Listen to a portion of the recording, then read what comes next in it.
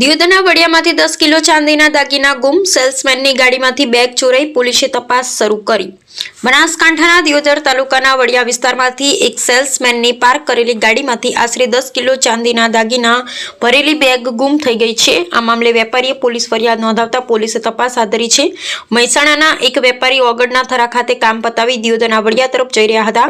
આ દરમિયાન તેમને જાણ થઈ કે તેમની ગાડીમાંથી ચાંદી ભરેલી બેગ ગુમ થઈ ગઈ છે। વેપારીની ફરિયાદને આધારે શરૂઆતમાં ઓગળના થરા પોલીસે ગુનો નોંધ્યો હતો। જો કે ઘટના સ્થળ દિયોદરના વડિયા વિસ્તારમાં આવતું હોવાથી કેસ દિયોદર પોલીસ સ્ટેશનને ટ્રાન્સફર કરવામાં આવ્યો છે। દિયોદર પોલીસે વેપારીની ફરિયાદને આધારે અજાણ્યા શખ્સો સામે ચોરીનો ગુનો નોંધી વધુ તપાસ હાથ ધરી છે।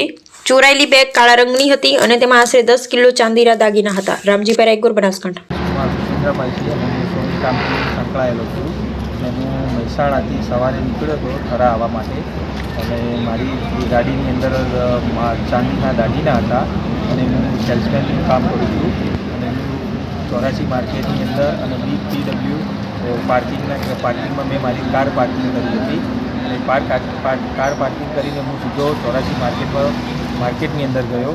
માર્કેટની અંદર વેપારીનું મતલબ ચોકસીઓનું કામ મારે જે હતું કામ પતાવીને જ્યારે ગાડી તરફ પરત ફર્યો અને એના પછી હું ત્યાંથી ગાડી લઈને હું દિયોદર વડિયા ગામ ગયો અને ત્યાં મને ખબર પડી કે મારી ગાડીની અંદર 10 કિલો ચાંદીનો માલ જે થેલો હતો એ થેલો ગુમ થયેલો મને જાણ થઈ એટલે હું સીધો દિયોદર ગામના વડિયાથી સીધો રવાના હું થરા આવ્યો અને થરાની અંદર હું પોલીસ સ્ટેશનની અંદર મેં જાણ કરી।